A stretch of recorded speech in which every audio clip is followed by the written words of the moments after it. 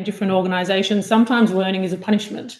If people don't do the right thing or there's a safety issue or a compliance issue, we send people to training. The other end of that spectrum is it's a reward for people. So your top performers, key talent. So how do we find somewhere in the middle? Don't conduct your analysis in isolation because data is so incredibly powerful. Not defending just the tribe, but defending the organization.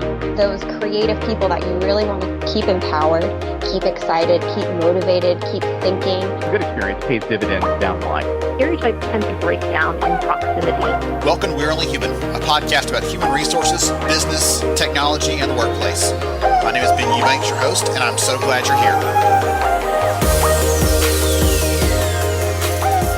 Hey everyone, welcome to We're Only Human. I am so glad you're here with us and looking forward to an excellent conversation with Hannah Conkey. She's a learning practitioner. She's a leader who loves to speak. She is an incredible person. And I had a chance to meet her when I was in Australia later last fall for an event. And I bugged her until she was like, okay, fine, I'll come on the podcast. And so here she is, Hannah. Welcome. Glad to have you.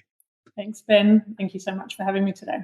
Absolutely. Hey, I'm really thrilled to hear from you. I told you at the conference, like one of my regrets is I didn't get a chance to come and hear your session. So this was my way of working around that and bringing you back to talk about some of those big topics in learning that you care about and neuroscience and how all those things fit together. So before we get into some of those things, would you take a minute and tell the audience more about who you are, what you do, please? I'm obviously from Australia, so my background is really in psychology and I'm an absolute learning nerd. I've been very fortunate to spend the last 20 plus years working in learning and organizational development. Had a little bit of experience in banking and finance. So one of my early roles within my career was actually as a banker, which I think gave me some really great experience around understanding commercially how businesses work and operate, and also then that linking back into learning and business outcomes and performance and behavior change. I guess, why do I do what I do? I'm one of 5 children. I know that I think you're one of 4. So when I was quite young, I was quite quiet and I had this real interest and obsession with human behavior and trying to understand why people do what they do and watching their body language, watching the way that they communicate and interact.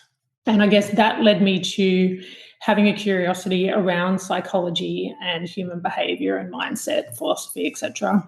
And over time, I started realizing I wanted to know more. So I studied a bit of psychology and I wanted to know more, and I wanted to really understand how the brain works and what's really happening behind the scenes. And over time, starting to see with some of the advances in technology and fMRI testing, we're able to see a lot more in that space, which was super interesting for me. And that really led me down this path of what else. The more I learned, the more curious I became and the more I wanted to know and the more I realized I don't know. And having then that understanding around biology and quantum physics so there's a whole heap of things that I'm really interested and passionate about. But I guess ultimately I have a really strong belief that through learning, we can pretty much overcome any challenge. So I've been able to see that throughout my career and also personally. And I guess that's my passion and obsession, is really helping people see what can be possible through learning and really start to tap into some of those skills and not just work related and not just helping people be good at their job, but actually developing some of those key life skills that enable them to achieve both their potential but have really rewarding, fulfilling lives. That's thrilling. Goodness.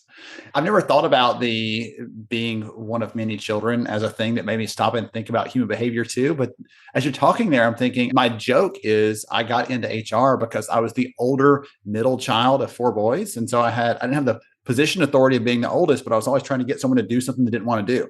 Right? Trying to get them to come together, trying to understand how do we make you do something that you disagree right now, but I can find a way to find common ground. And so that was my joke always, but there's a little bit of truth in there. And it's fun to hear you talk about that piece of it because that may have led you down a similar sort of path. I don't understand what the heck they're all thinking, but if I could figure that one out, maybe there'd be something fun for me to do. Absolutely. Yeah, super interesting. All right, cool. Awesome. So you've alluded to this a little bit in some of the things you talked about already. Wanting to understand neuroscience and wanting to understand behaviors and psychology and those kinds of things. And so as I highlighted for the audience there at the beginning, at the conference that I was at with you, you spoke about connecting neuroscience and learning together. And you've already teased for us a little bit how those intersect, but I'd love for you to really play that out. How do those things come together? Because most companies, when they're thinking, oh, great, we got to schedule some training, they're not thinking about how your brain works and the other pieces there. And I'd love to hear more from you about how those two things really intersect. I guess there's some complexities around it, and it's perhaps broader than just learning. From an organizational design perspective, I think sometimes we forget that we're dealing with humans and that we often see the behavior, and I guess basic psychology around, we see the behavior and the iceberg and what's really happening beneath that. So I think having a really good understanding of neuroscience and how our brains respond to change, how our brains respond to social connection, our ability to manage perceived stress and pressures and to self-regulate. And also, I think particularly for leaders or people in general, our ability to, when there's so much information coming in, how do we really focus in and laser zoom in on what's really important to help us make decisions? And I think we're in a time now where there's more information coming at us than ever. We can easily access any information anytime.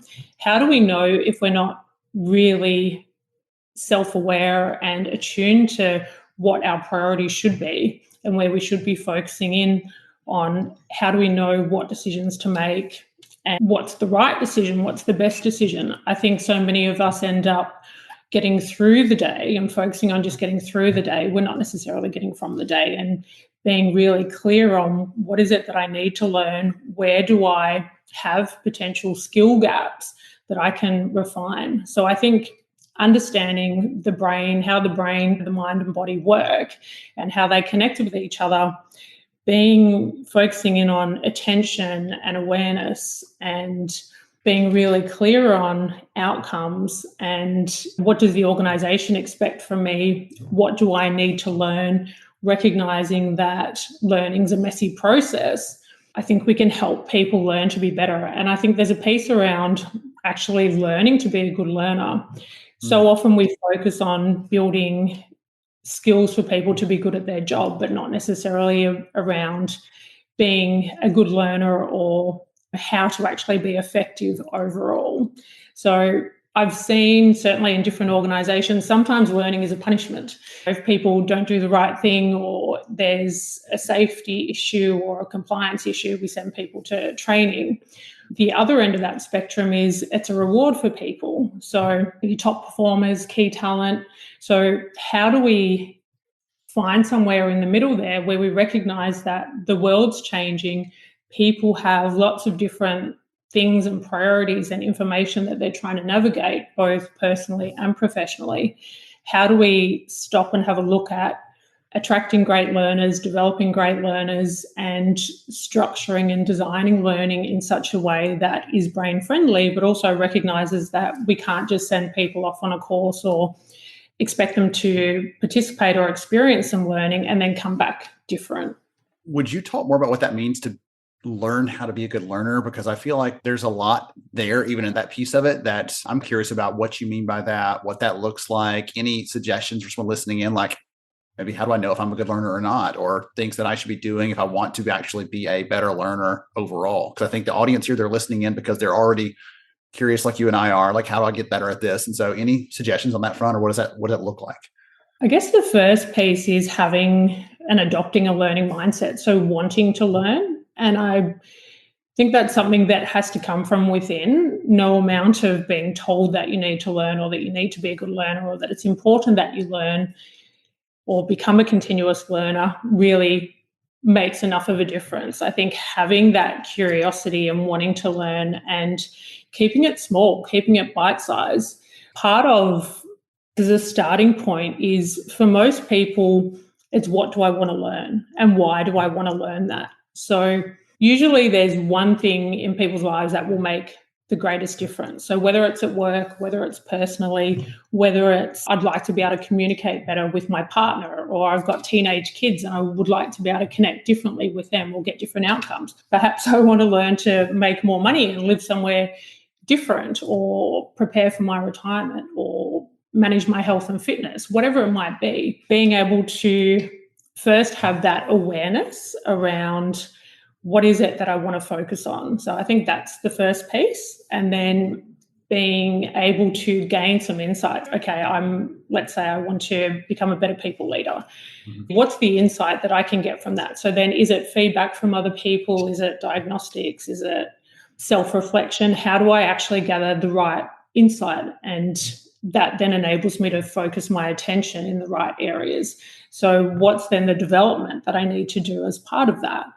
And then recognizing that learning is a messy process where strengthening connections in the brain, it takes time. Recognizing that and not being disheartened sometimes when we don't learn things straight away. It does take time.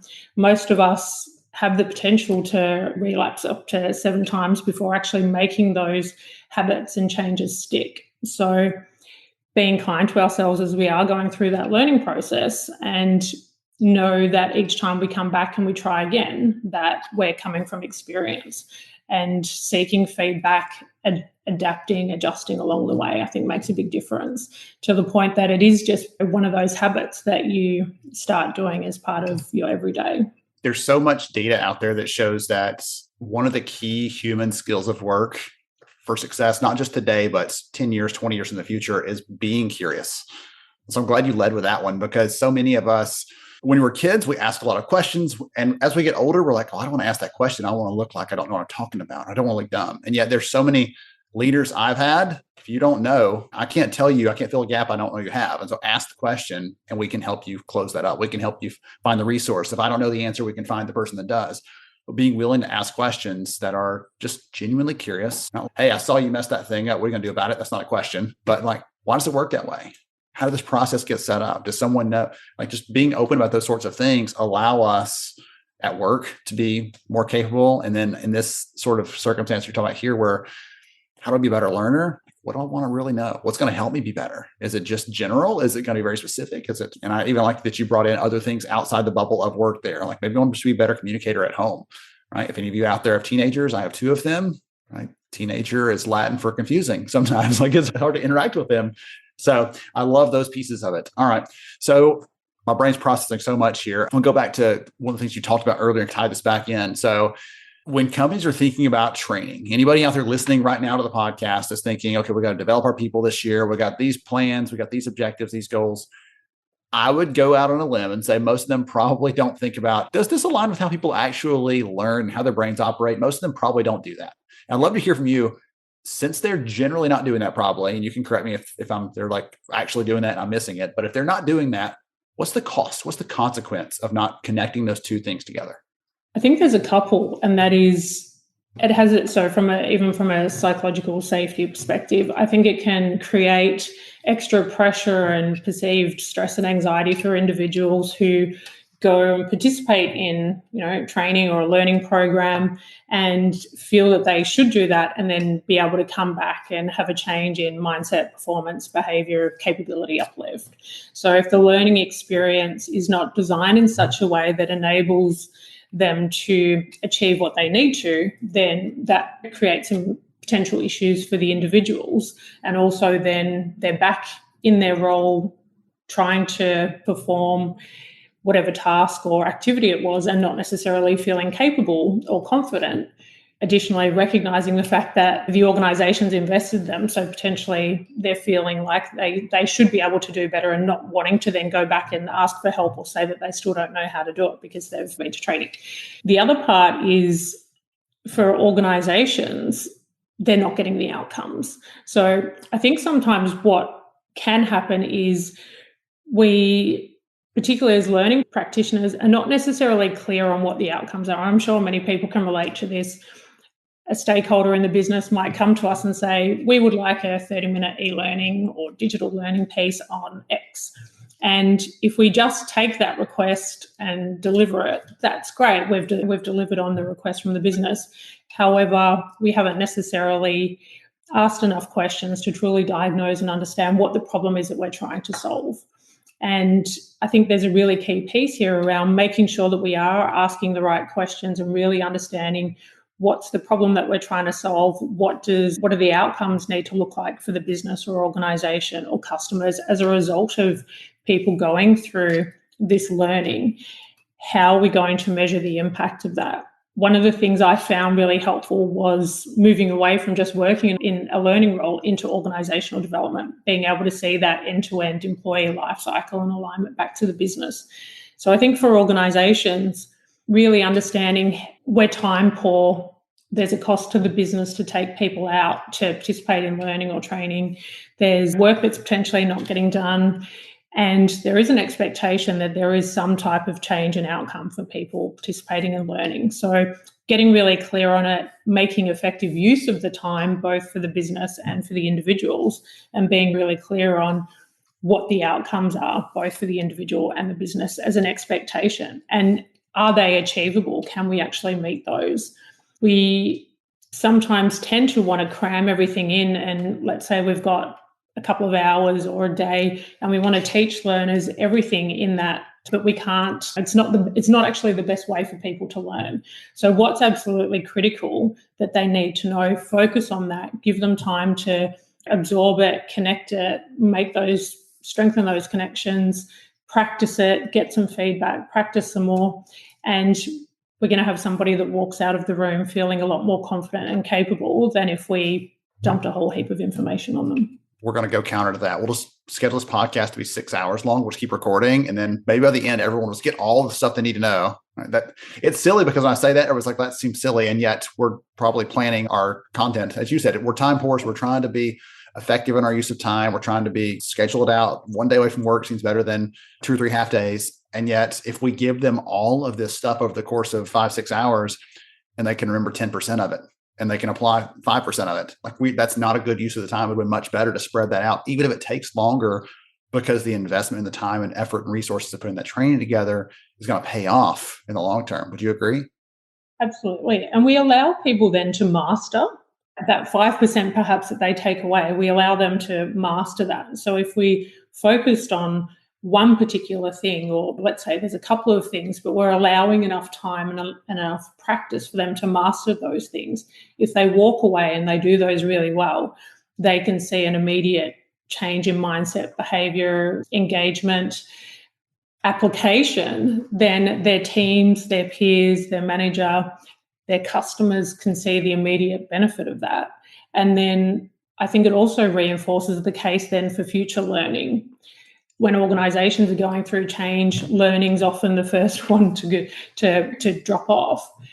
When we're able to really get the learning solution right, focus in on the learning experience, measure the outcomes, I think it makes for a much easier case to go back and ask for funding, ask for time to invest in people for learning, because we can immediately demonstrate the value of investing in learning. One of the other notes that I made from that you shared a minute ago that was so powerful to me is you talked about the psychological safety and what stress is put on someone if we put them through this training and they finish feeling like, oh goodness, I still don't feel like I'm able to do that thing like they say that I should. The trainer made it look like it was easy, but I can't do that. I don't feel like I'm capable. I've never stopped to think about it through that lens. And I think your unique background probably helps you to see that factor there, because so many times we're like, if we've trained you, what do you mean you can't? We would be like aghast that you couldn't do it after. We could have given you more training. You need an extra hour? No, we don't need more of it. We just need a minute to absorb it or something. I've never stopped to think about that aspect. What does it feel like to be an employee who went through a training, whether it was punitive, as you mentioned earlier, or even a reward, and to finish that feeling like I don't feel more capable than I was when I started, and what that would feel like to be on the employee side of that would be really hard.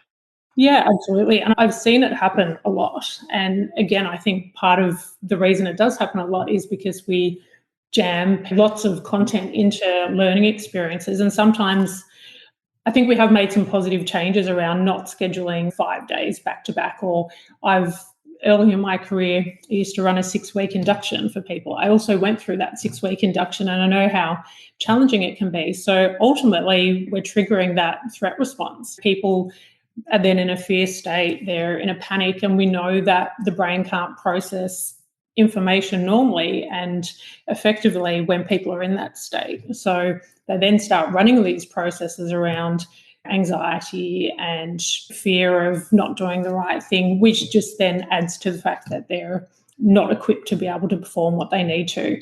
So unfortunately, then the impact of that is for the individual not being able to do what they're expected to be able to do, not feeling safe to go back and ask for additional help or support or to ask questions. And then for the organisation, they're not getting the benefits either. So they've invested a lot of time and money. They're expecting that it's been effective because you send people to a program or course or whatever it might be. You're expecting that they're coming back confident and capable to do what you sent them there for. Yes. Like the training is the answer to all problems in an organizational context. Right? Again, I loved how you point the spectrum, because it's good. It's you're doing great, let's give you more. You're not doing great, let's give you some. And even in the middle, there's lots of different pieces in that range. By the way, for everyone out there, I'll translate. Hannah, you said induction a minute ago. For everybody outside of Australia, that would be onboarding, right? Connecting someone as a new hire, getting them connected to the culture and the company and their job responsibilities and all the other kinds of things. There was a gentleman I met years ago who was like, just call it induction. Like, I can't do it. So that's the phrase we use elsewhere, but it all connects together. And I'm glad you brought that piece of it in. Okay. So we've talked about some of the big problems, talked about some of the challenges, and I think you've already started hinting at some of the solutions, some of the things we can be doing. If we're an HR business partner trying to help get the training for our people, or we're a learning leader who's, whether we're making these decisions broadly, or we're even a trainer in the middle of this, trying to figure out how do I put all these things together and make sure Hannah or Ben walks out of this training class equipped for whatever's ahead, both mentally and skills-wise. So any suggestions, tips, any advice you can give our friends out there listening in to consider this and to embed this into how they're thinking about training and developing their people? There's so many places that I could go. I think you have 5 hours and 45 minutes left, so you're good. No rush. I'll try and keep it pretty simple. I think it's important that people can start to think about these things and that they're achievable and that people can put them into place. There's a broad spectrum there around the role that the business and HR holistically and then learning practitioners play. I think having a general understanding and having people in the business, particularly in HR roles and learning, that have a general understanding and awareness of neuroscience and biology, I think is really helpful, because we do see the behavior, having that curiosity to then say, I can see this happening, asking the questions, what else might be going on here? Why might that be happening? Is it a capability piece, or is there actually something beyond that we're not aware of or tapping into? So I think having a curiosity for me is an absolute key capability. Having a basic understanding of neuroscience. There's some really great, simple learning resources, and happy to share some for you to connect, that will give people, don't need to spend a huge amount of time in going and developing an understanding or doing formal learning, but just a really basic understanding of the brain and biology and how the two connect and how we can use our brain to override if we're not feeling great physically, and how we can use our body to override our mind and our mental state if we're not feeling great. The other parts are how we structure and design learning, recognizing we want to keep it relatively specific and give people enough time to focus in on what is it that I need to learn, why do I need to learn that, how do I learn it, and having plenty of opportunity to practice and make mistakes and know that learning is messy. It doesn't just happen straight away, and that's why it feels uncomfortable, and that's okay. I think creating that safe environment where we're enabling and rewarding people for failing in a learning environment. So having enough time. I like the Pomodoro technique, which is your 25 minutes focused learning and then 5 minutes at the end of that. Don't pick up your phone, don't respond to emails, don't go and talk to somebody else unless you're talking about what it is that you've just learnt. Having that time to actually allow your brain to strengthen those connections and make sense of what you've just learnt. A really good technique that I use that I find helpful is if I do some learning, so whether it's reading or participating in learning or watching something online, I will do that for 25 minutes, then I'll take the 5 minutes, I'll think about it, maybe I'll write some notes, and then I will, by myself, just sit and pretend that I'm talking to somebody else and explaining it. Just really simple strategies like that, I think, are helpful for learning, and less is more. Ultimately, we're working with humans. I think there's a really great connection and intersection between the collective intelligences, so your artificial intelligence, human intelligence, and your spiritual traditional intelligences. I think we're starting to see a lot of that coming together through some of the older traditions around breath work, around meditation, and your hot and cold therapy, different ways to use some of these practices to calm the mind and the body. So I think helping our leaders and our people reduce the amount of information that's coming in, focus in on what's important. How do we help them set up their week? How do we help them set up their day ahead? How do we help equip them with the tools to build self-awareness and self-regulate their emotions? And I think some really simple strategies that are effective are around breathing, being able to actually calm that our mind and body, think about our presence when we show up, the energy that we bring to the meetings, to our team, to difficult conversations. We bring that energy with us. And if we've got all of these other things happening at home, or what just happened in the meeting before, or what we're about to go into after this conversation, we're not truly present.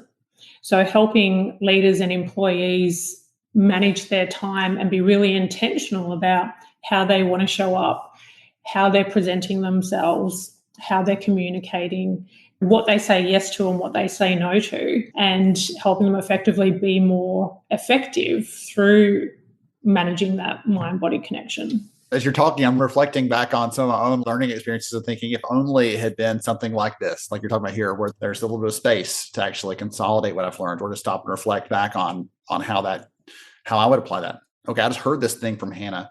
How would I teach this to someone else if I was trying to give them the Cliff's Notes of what Hannah just taught? And that's a great exercise. I learned that myself when I'm teaching a lesson or something like that at summer camp for a bunch of kids. It's one thing to say, oh yeah, I know that topic. It's another thing entirely when someone says, hey, okay, go teach 28-year-olds how that works. Oh my goodness, how do I?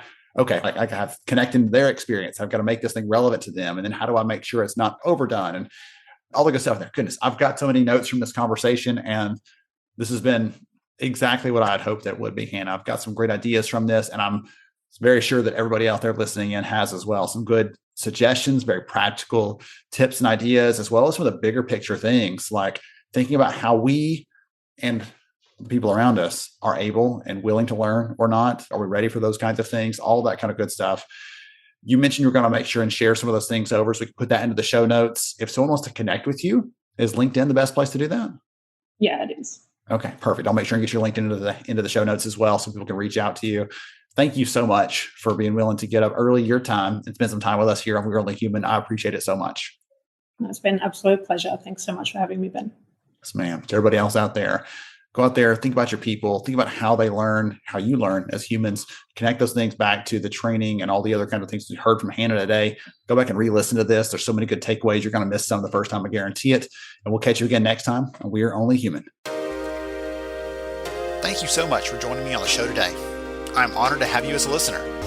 If you enjoyed this episode, please take 10 seconds to rate it at iTunes, Stitcher, or wherever you listen to your podcast. Also, if you know a friend that could benefit from today's conversation, please pass it their way. After all, a rising tide lifts all ships. To see show notes, sponsor information, and our full show archives, visit onlyhumanshow.com.